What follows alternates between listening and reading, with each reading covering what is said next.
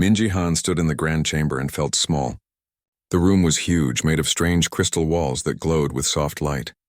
Above her head, holographic displays showed star systems and alien writing she could barely read. 12 different species sat in a half-circle around her, each one more powerful than Earth could ever hope to be. She had been Earth's ambassador for 20 years. 20 years of smiling, bowing, and following rules that made no sense. 20 years of watching the Galactic Council treat humanity like children who needed constant supervision. Today, she realized those years had been leading to this moment. High Chancellor Vextor rose from his seat. He was a Thalorian, a giant reptile covered in shimmering scales that changed color when he moved. His species had ruled the galaxy for 3,000 years. When he spoke, his voice boomed through the chamber like thunder. "Earth has violated council law," he said, his yellow eyes fixed on Minji. "You have developed weapons without permission. You have built ships we did not approve. You have forgotten your place." Minji kept her face calm. Inside, her heart raced. The charges were lies. Earth had followed every rule, signed every treaty, obeyed every command. Their only crime was learning too fast. Humanity had figured out how to travel faster than light on their own, without begging the council for the technology.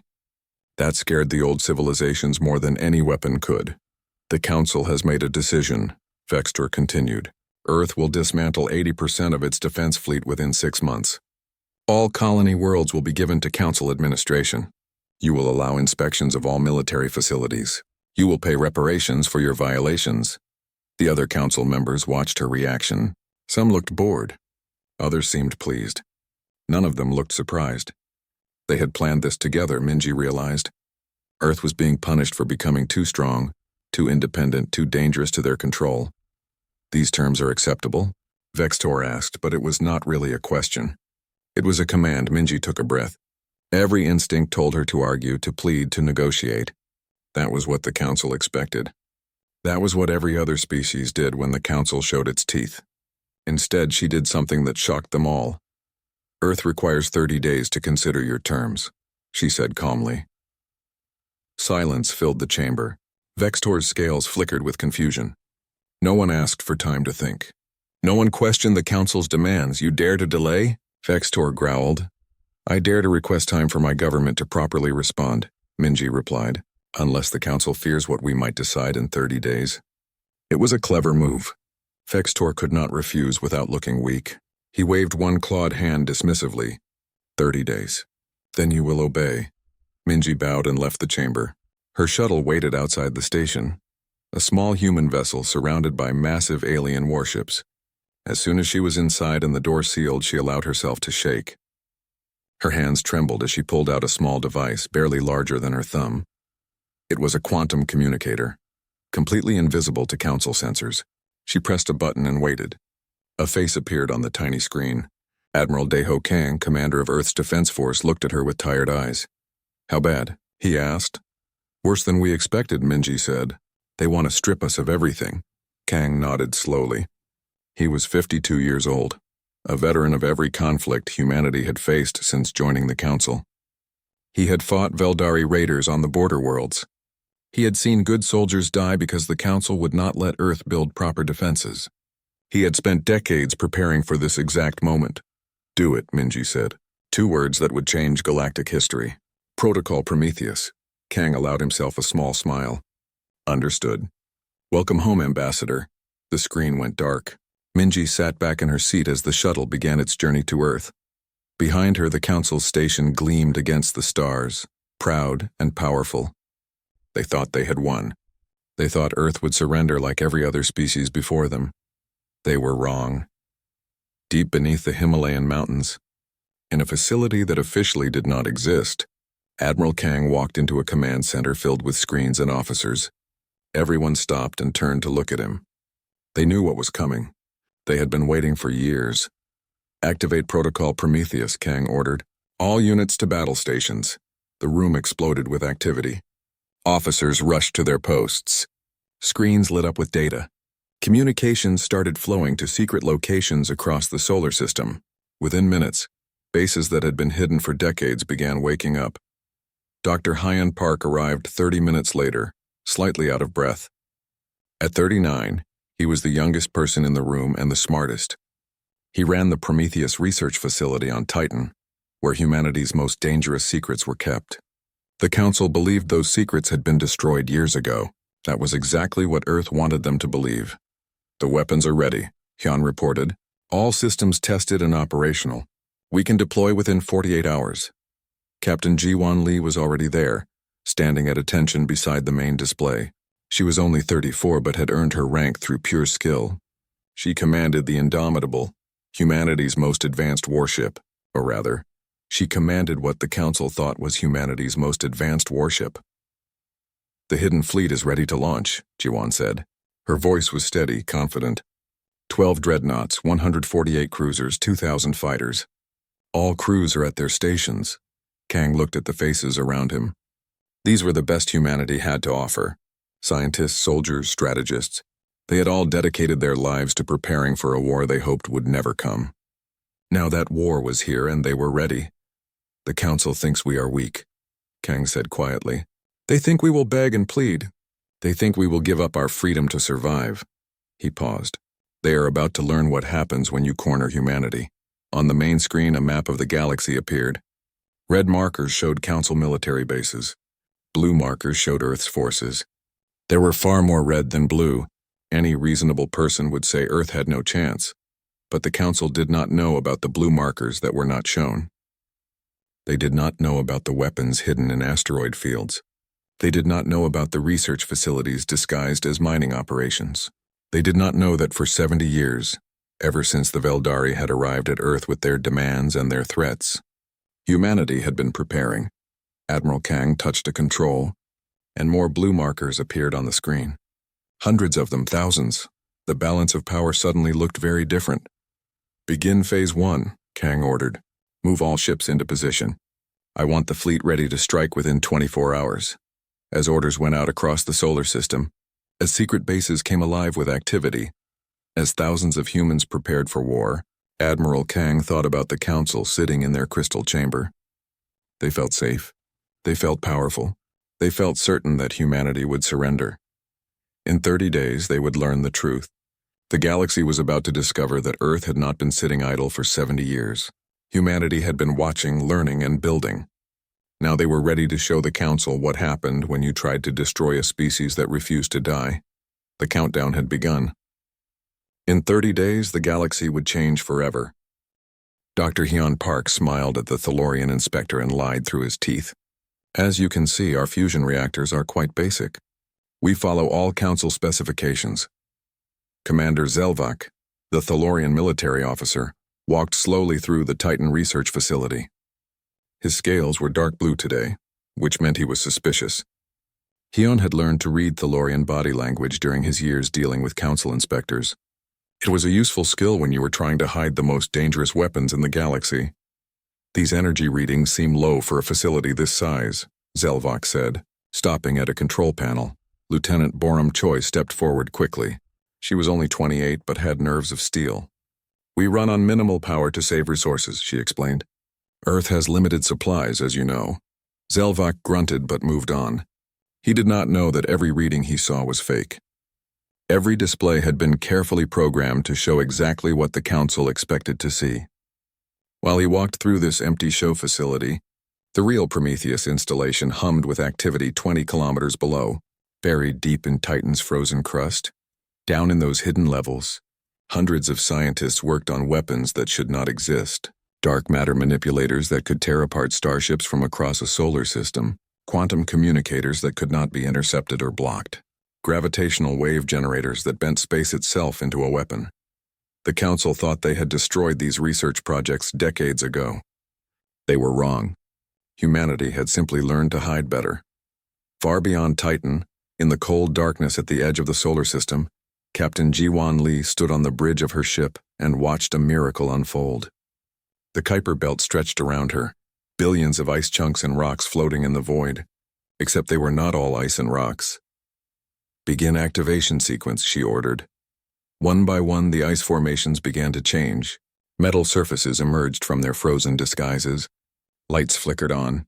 Massive structures that had pretended to be natural asteroids for 70 years revealed their true nature. They were shipyards, automated construction facilities that had been building warships continuously since the day the Veldari had first contacted Earth with their threats. Commander Taeyang Kim floated beside, Ji-won in zero gravity, watching the displays with satisfaction. He was 41 years old and had spent his entire career maintaining this secret fleet. All systems showing green, he reported. The dreadnoughts are ready. Cruisers are ready. Fighters are ready. Ji-won studied the tactical display. 12 massive dreadnoughts, each one the size of a small moon. 148 Phoenix-class cruisers with stealth systems that made them invisible to Council sensors. 2,000 Raptor fighters equipped with weapons the galaxy had never seen. And dozens of support vessels, mobile repair stations, and supply ships. The Council knew about Earth's official fleet. 300 old ships barely capable of defending the home system.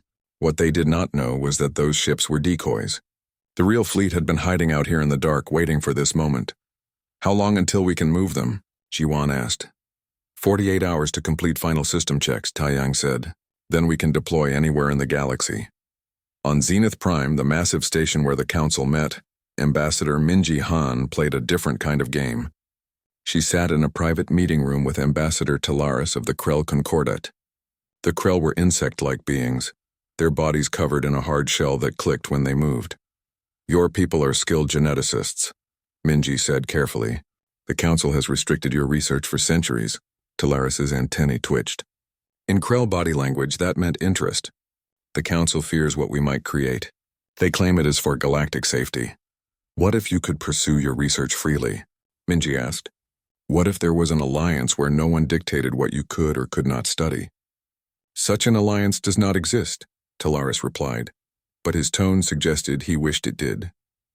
It could, Minji said quietly. Very soon. She left before Talaris could ask questions. But the seed was planted. The Krell were not the only species tired of Council control. She had similar conversations with the Draxan Republic and others. Not promises, just hints. Just enough to make them wonder what humanity might be planning. On Earth's moon, Minister Yuna Shin sat in a secure bunker and coordinated an information war. At 55, she was one of the most dangerous humans alive, though she looked like a friendly grandmother. She ran Earth's intelligence networks, and those networks were far more extensive than anyone suspected. Report, she said to her team. We have agents in place on 15 Council worlds. One officer replied. They are ready to activate on your command.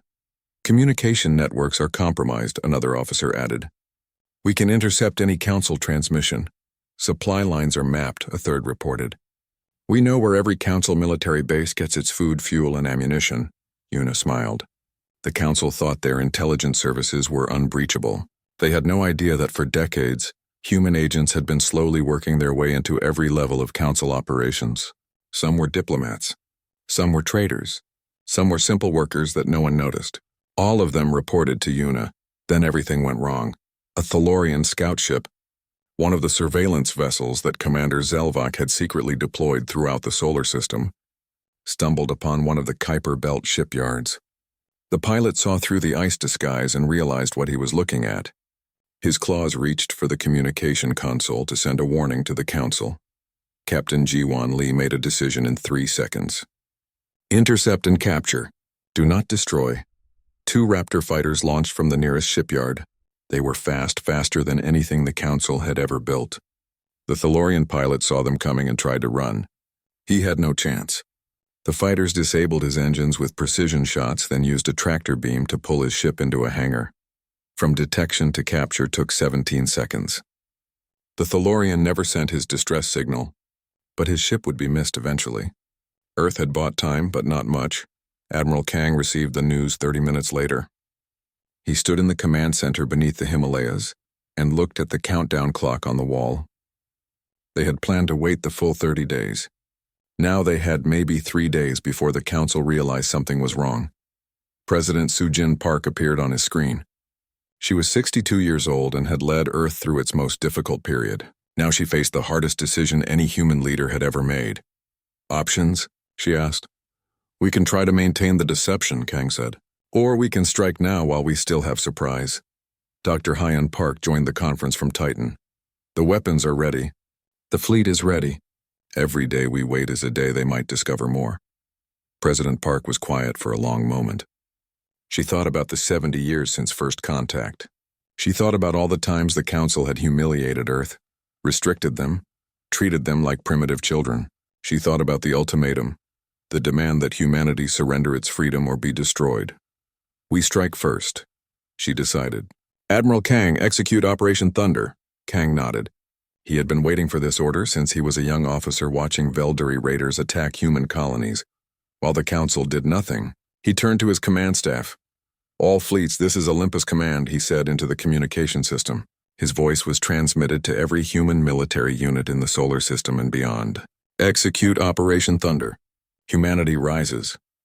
Across the solar system, on hidden bases and secret shipyards, in research facilities and weapons platforms, thousands of humans heard the command.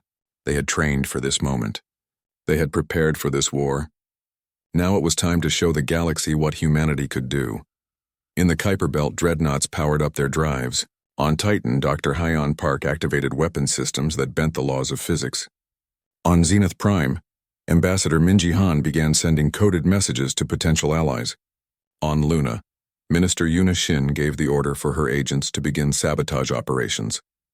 The Council sat in their crystal chamber, believing they had won. They had no idea that the species they tried to crush was about to strike back. They had no idea that humanity had been preparing for this exact moment since the day they first arrived. The war had begun, and the galaxy was about to learn that underestimating humanity was the Council's greatest mistake. Captain Ji-Wan Lee stood on the bridge of her cruiser and watched space bend around her ship. 30 Phoenix-class cruisers traveled with her, moving through faster-than-light corridors that should not exist according to Council physics. But human scientists had learned tricks the Council never imagined. "Exit in 10 seconds, her navigation officer called out. Ji-Wan took a breath. They were about to attack Zenith Prime, the most heavily defended station in the galaxy. 200 Council warships guarded it. Shields powerful enough to survive a supernova protected it. Weapon systems that could destroy 1,000 incoming missiles at once defended it. None of that would save them. Exit now. The human fleet burst into normal space directly above Zenith Prime. They were already firing before the Council sensors even detected them. Resonance weapons, Dr. Hyon Park's masterpiece, lanced out toward the station's shields. Council shields worked by creating a quantum barrier in space. Incredibly strong, but with a weakness that only humans had discovered. The quantum frequencies could be disrupted. The shields did not need to be overpowered. They could simply be turned off. The massive shield around Zenith Prime flickered once, twice, then collapsed completely. Alarms screamed across the station. The garrison fleet tried to respond, but human weapons were already hitting their targets with surgical precision. Not destroying them, disabling them, weapon systems went offline. Engines sputtered and died. Communication arrays sparked and failed. Within 10 minutes, 200 Council warships floated helpless in space. Their crews unharmed, but their ships useless. "Launch boarding teams," Ji-Wan ordered. Lieutenant Colonel Hana Song led the assault on the Council Command Center. She was 36 years old and had trained for urban combat in a dozen different alien environments. Her team of 50 soldiers moved through the station's corridors like ghosts, fast and silent. Thalorian guards tried to stop them. They were 7 feet tall, covered in armor, armed with plasma weapons. It did not matter. Hana's team had studied Thalorian combat techniques from recordings of Council military demonstrations. They knew every move, every tactic, every weakness. The battle lasted 6 minutes. Then Hana stood in the Council Command Center, her weapon aimed at High Chancellor Vextor's head. "You are under arrest," she said in perfect Thalorian. "Order your forces to stand down." Vextor stared at her with yellow eyes full of shock and rage. "Impossible. You are primitives. You cannot do this." "And yet we did," Hana replied. "Your orders, Chancellor." Across the galaxy, similar scenes played out at 11 other locations. Human fleets struck at key Council military bases with perfect coordination. They had surprise. They had superior tactics. They had weapons the Council could not defend against. Commander Taeyang Kim led the attack on the Veldari weapons foundries at Crix Prime. The Veldari were the Council's arms manufacturers, and they fought back hard. Unlike the surprise attack on Zenith Prime, this battle turned into a brutal slugging match. "Fighters provide cover for the cruisers," Taeyang ordered. "Cruisers protect the dreadnoughts. Dreadnoughts focus fire on their defensive platforms. The Veldari had never seen humans fight before. They were used to council battles where each ship operated independently, following rigid formations and ancient tactics. Human warfare was different. Every ship worked together like parts of a single organism. Fighters swarmed around larger ships, shooting down incoming missiles. Cruisers used their shields to protect dreadnoughts from enemy fire. Dreadnoughts concentrated their massive weapons on one target at a time, overwhelming defenses through focused firepower. The Veldari lost ship after ship trying to adapt. By the time they understood what they were facing, half their fleet was disabled. Taiyang broadcasted a message in their language. Surrender and you will be treated with honor. Continue fighting and we will destroy you. Choose. The Veldari were warriors. They valued courage and strength. The concept of an honorable surrender was familiar to them. One by one, Veldari commanders ordered their ships to power down weapons. They could not win this fight, but they could preserve their crews. With the Council's military forces captured or disabled, Ambassador Minji Han prepared for the most important broadcast in human history. Minister Yunishin's agents had infiltrated every major communication network in the galaxy. When Minji spoke, every inhabited world would hear her. She stood in a simple room aboard Captain Jiwan Li's flagship. No fancy decorations. No dramatic lighting. Just her, a camera, and the truth. People of the galaxy, she began. For thousands of years, the Galactic Council has maintained peace through oppression. They have controlled who can develop technology. They have restricted freedom to ensure compliance. They have threatened anyone who became too strong, too independent, too dangerous to their power. Earth was given an ultimatum. Surrender our defenses or be destroyed. We chose a different path. Today, humanity struck back. We have captured the Council's leadership. We have disabled their military forces. We have done this not for conquest, but for freedom. The Council told you they maintained order. They lied. They maintained their power. The Council told you they ensured peace. They lied. They ensured obedience. The Council told you they protected the galaxy. They lied. They protected themselves. Humanity does not seek to replace the Council. We seek to end it. Every species should be free to chart its own course. Those who wish to join us in building a true alliance of equals will be welcomed. Those who wish independence will have it. But the age of Council domination is over. The broadcast went to every world in Council space. On some planets, citizens celebrated. On others, people rioted in confusion. On still others, governments quietly began making plans to join this new alliance. But not everyone welcomed change. The Archons were the galaxy's oldest species. They had founded the Council 5,000 years ago. They had built an empire spanning 1,000 worlds. They had watched countless civilizations rise and fall. They had always believed nothing could threaten their power. Fleet Master Neverath was 700 years old. He had commanded Archon forces in 100 wars. He had never lost a battle. When news of humanity's attack reached him, his first reaction was disbelief, then anger, then cold calculation. Assemble the fleet, he ordered. Every ship, every ally. We will crush this rebellion before it spreads. Within days, the largest military force in galactic history began gathering. The Archon fleet, the remaining Thalorian forces, the Veldari ships that had not been at Krix Prime, 5,000 warships representing the combined might of 3 empires. They were coming to Earth. They were coming to make an example. They were coming to show the galaxy what happened when primitives dared to challenge their masters. Admiral Kang received the intelligence reports from Minister Yunishin's spy network. He studied the numbers. 5,000 enemy ships against fewer than 3,000 human vessels. By any calculation, humanity was outnumbered and outgunned. He smiled. Captain Lee, withdraw all forces from Zenith Prime, he ordered. Bring the captured Council leadership to Earth. Rig the station with demolition charges. We do not need it, sir, Jiwan asked. We control their command center. It is a strategic asset. It is a symbol of their power, Kang replied, and symbols can be destroyed. What we need is at the Crucible sector. He sent a message directly to Fleet Master Neverath. It was short and simple. Just coordinates and a time. The location was a debris field called the Crucible sector. The time was 48 hours from now. Neverath read the message and laughed. These humans thought they could dictate where they would die. They wanted to choose their battlefield. Fine, he would oblige them. The Crucible sector would become humanity's grave. He did not know that the Crucible sector contained Project Helios. He did not know about the weapon platforms disguised as asteroids. He did not know that Admiral Kang had been preparing this trap for 70 years. The Council fleet set course for the Crucible sector, confident in their overwhelming numbers. They believed they were going to destroy humanity. They did not realize they were flying into humanity's greatest trap. Admiral Kang watched them come on his tactical displays. He thought about the 70 years of preparation, the decades of secret construction, the lifetime spent hiding humanity's true strength. All of it had been leading to this moment. "All units to the Crucible sector," he ordered. "It is time to show them what humanity can do." The decisive battle was about to begin. The Council believed they had already won. Admiral Kang knew better. In 48 hours, the balance of galactic power would shift forever. The Crucible sector looked like death.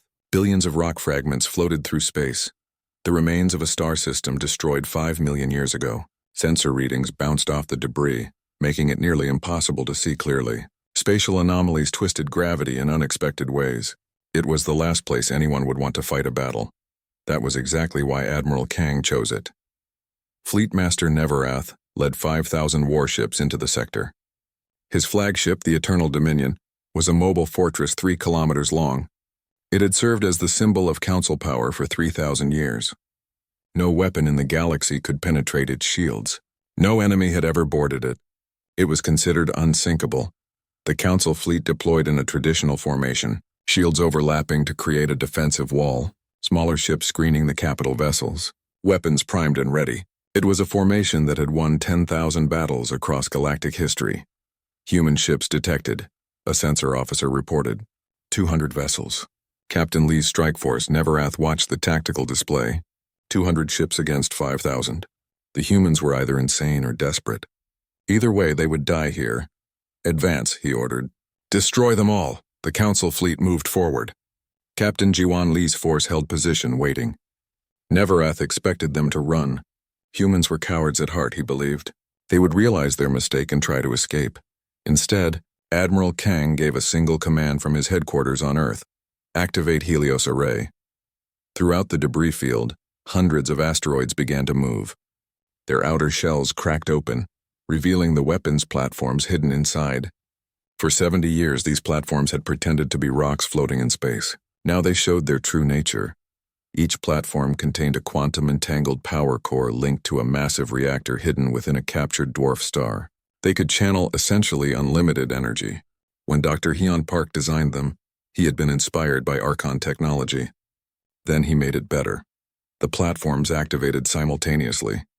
Energy beams lanced across space, crisscrossing through the Crucible sector like a web of light. The beams did not just damage ships. They manipulated space itself, creating fields of altered physics that made shields useless and armor brittle.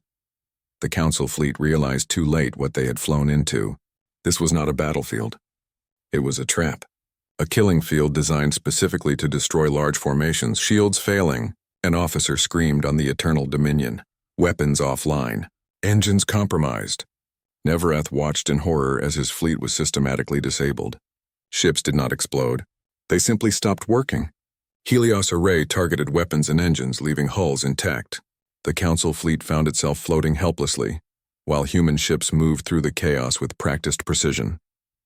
Captain Jiwan Lee's strike force herded disabled vessels away from danger zones. They were not trying to destroy the Council fleet.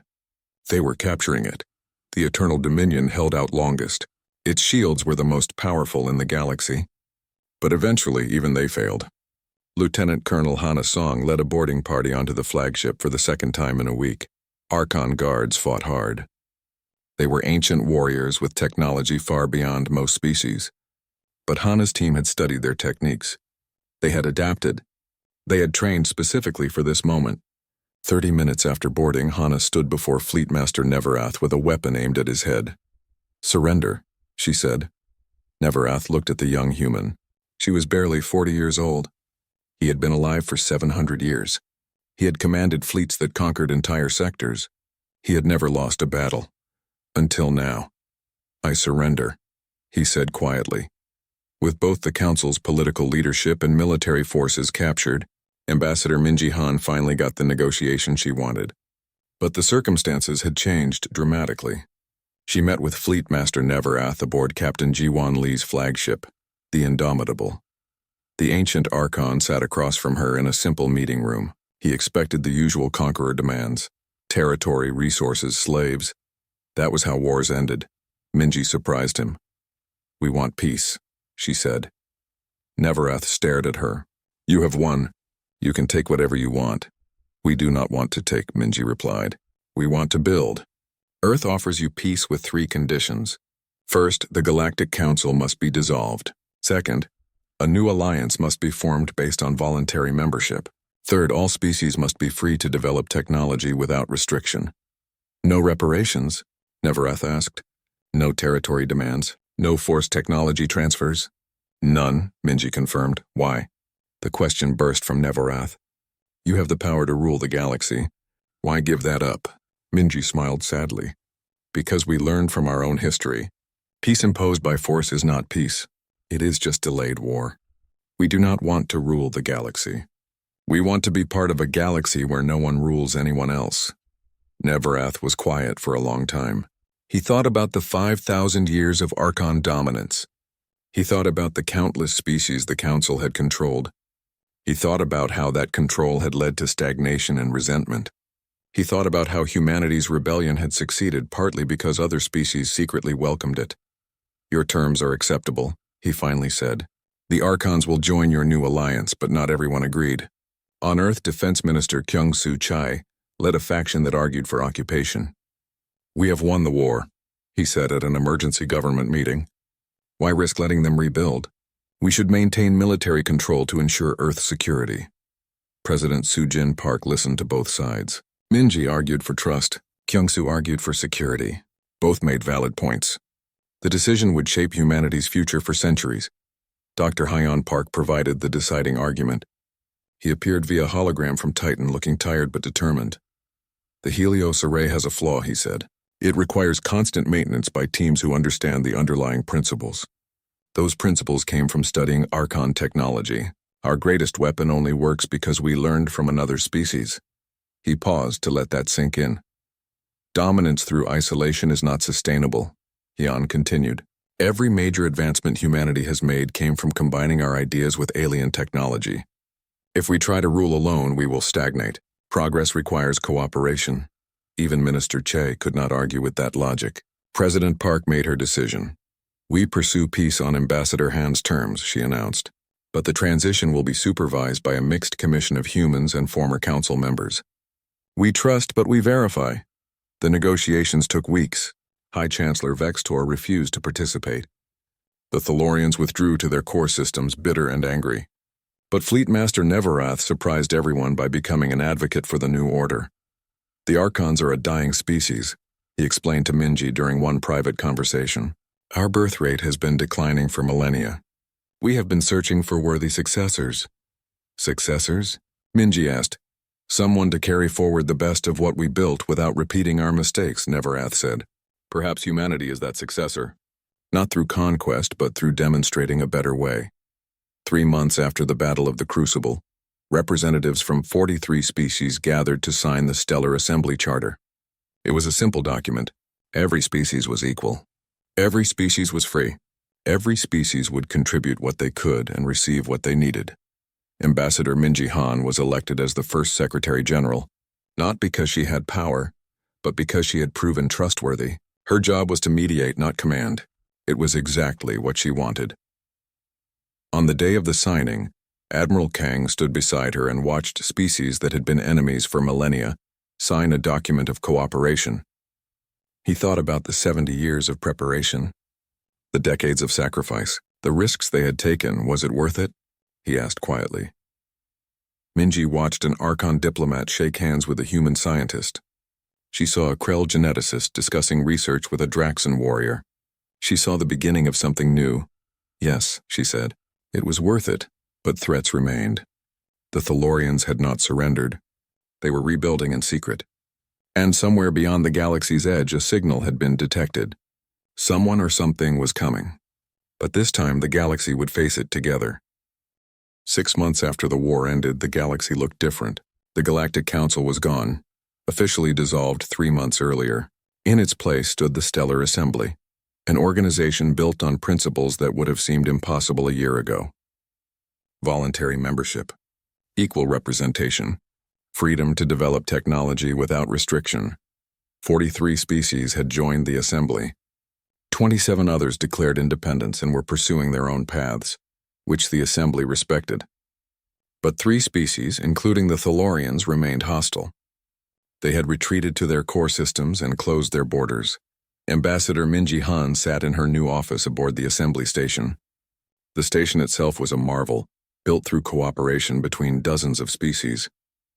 Human engineers had designed the basic structure. Krell biotechnicians had created living sections that recycled air and water. Archon quantum specialists had installed power systems that drew energy from subspace. Every member species had contributed something. As Secretary General, Minji had little formal power. She could not give orders or declare war. Her job was to listen, mediate, and help species work together. It was harder than commanding an army, but more rewarding. Dr. Hyun Park had moved his operations from Titan to the Assembly's new research complex. The goal was revolutionary: share all technology freely among member species. The Archons provided their ancient databases. The Krell opened their genetic archives. Earth contributed its military innovations adapted for peaceful purposes. The results were amazing. Technologies that would have taken centuries to develop were created in months. Faster engines, better medical treatments, more efficient energy systems. When species worked together instead of competing, progress accelerated beyond anyone's predictions, but not everything was peaceful.